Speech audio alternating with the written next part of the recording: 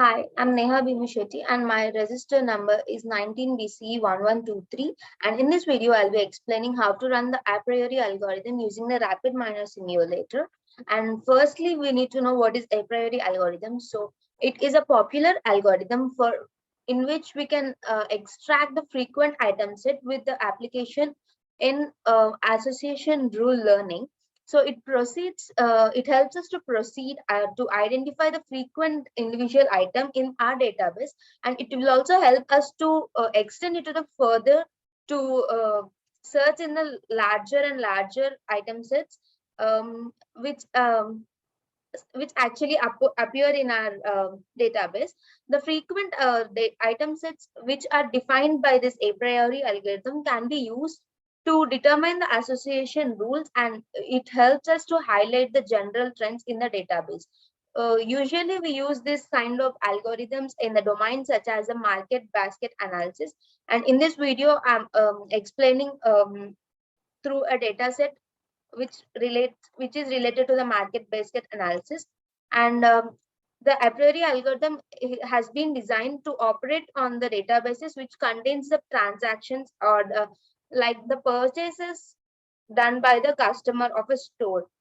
If the purchase is frequent, then it meets our threshold which we give support threshold.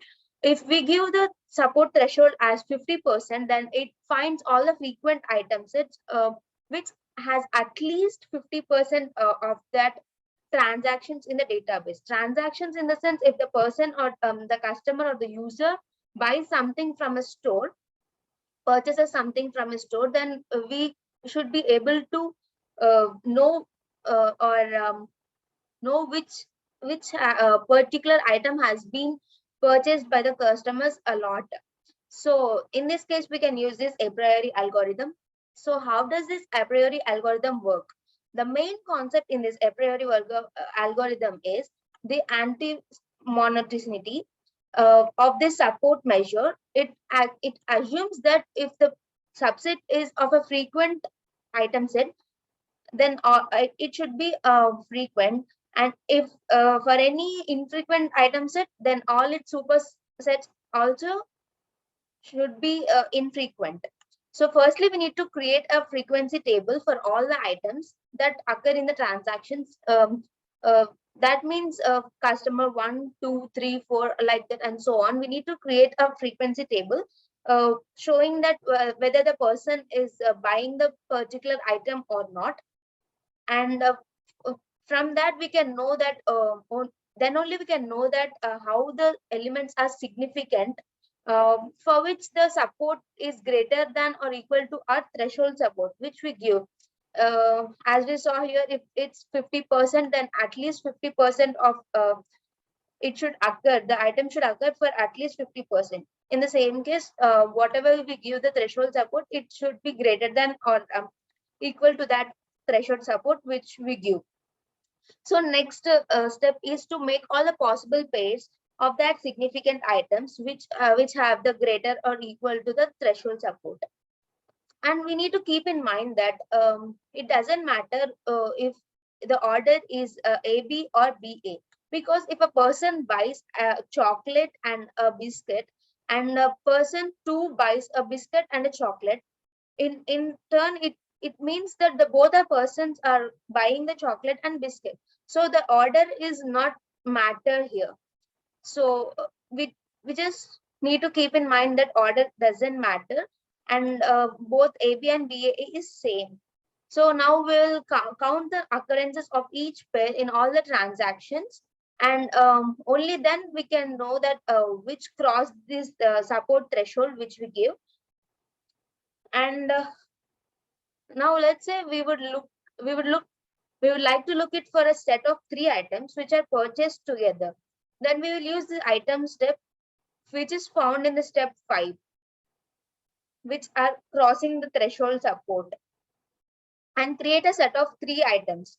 And will be this is the last step, and this is the flowchart for the applying the a priori algorithm. And now I'll be explaining how to run this a priori algorithm in RapidMiner simulator using this 3. W a priori, W predictive a priori, and FP growth and the create association models. And in my PC, I have downloaded the RapidMiner. So if you haven't downloaded it, you can search for the RapidMiner download and go to the first link available, and you can click on the download button and it will download. It gets downloaded automatically. And this is the data I have took from groceries market basket data set, which is a grocery data set basically. And when you open the RapidMiner, it prompts a workspace like this. When you click on the start with a blank process, it shows the workspace like this. For importing data, you need to click on the import data and my computer, and you need to go to the directory where your data set is. I have cleaned my data set already. And you need to click on the next. This is my data set. Here, one is the person is buying that particular item, and 0 is the particular person is not buying that item.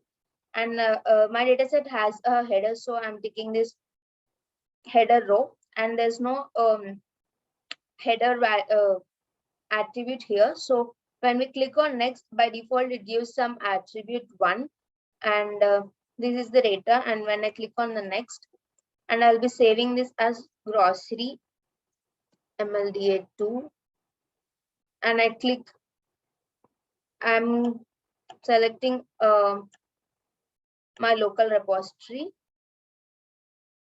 and clicking it on the finish. And this is how my data set looks. And we don't need this attribute 1 column, as we have the row number and attribute column. So we need to remove that. If you want to remove that, right click on our data and edit.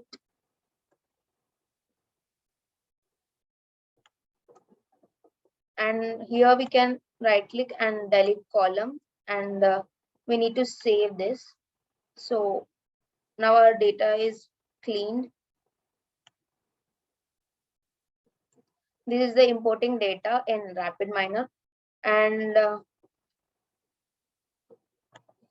we don't have a priori algorithm in the RapidMiner, so we need to use some extensions. I have downloaded my Weka and extension. If you don't have that, you can go here to the marketplace server and search for whatever you need, whatever extension you need.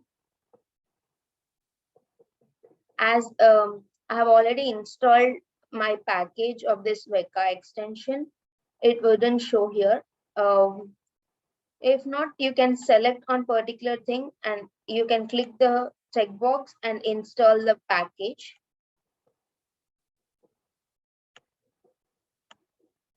And when you go to the Weka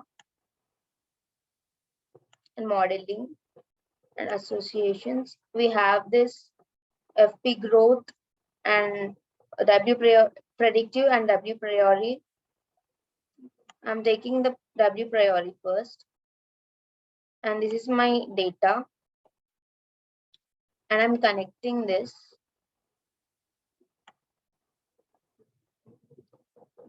And these are the parameters we can see as N. It's describing the number of rules, and I'm giving all this as default. And when I click on run, it says then external error, which cannot handle the numerical attributes. So when we can convert it numerical to binomial.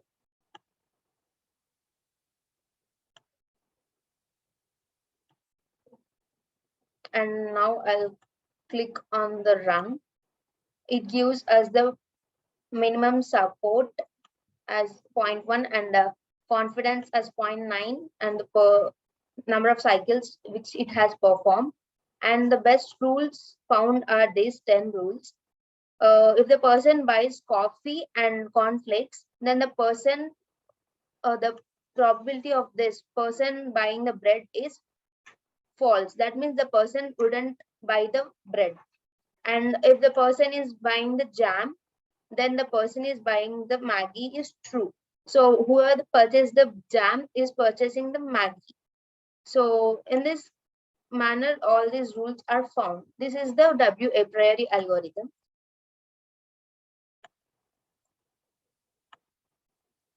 And now we'll see further W predictive a priori.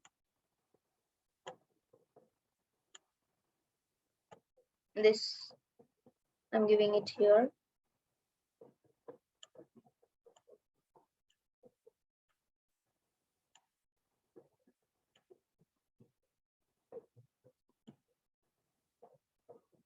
And when I click on the run, it would show all this. There are many rules found, but the accuracy goes on decreasing. And we can see this, it's just showing 0.2, 0.3 accuracy at the bottom. So it doesn't have any confidence or the support values and all. It just predicts the best rules based on the accuracy, and it prints out the accuracy here 0.2997, 29957, and so on. This is W predictive a priori. We can see it has only two parameters. We can know what that parameter is in the description. This is n is the required number of rules we have given. I have left it as default. We can actually change and check if we want. Now I'll be showing this FP growth. In the modeling associations, we have this FP growth and the create association rules. I'll remove this.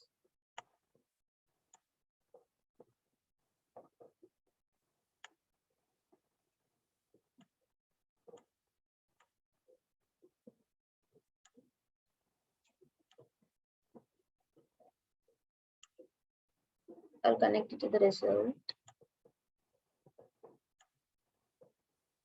And when these are the parameters which it has input format that we can select.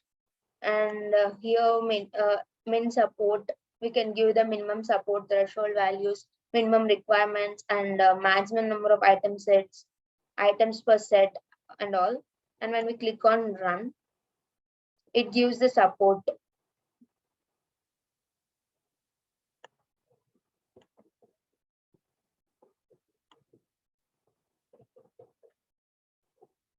Here it gives the conclusion, support, and the confidence, and it's giving approx 80% of confidence here. So this is how we can run the a priori algorithm in using the RapidMiner simulator.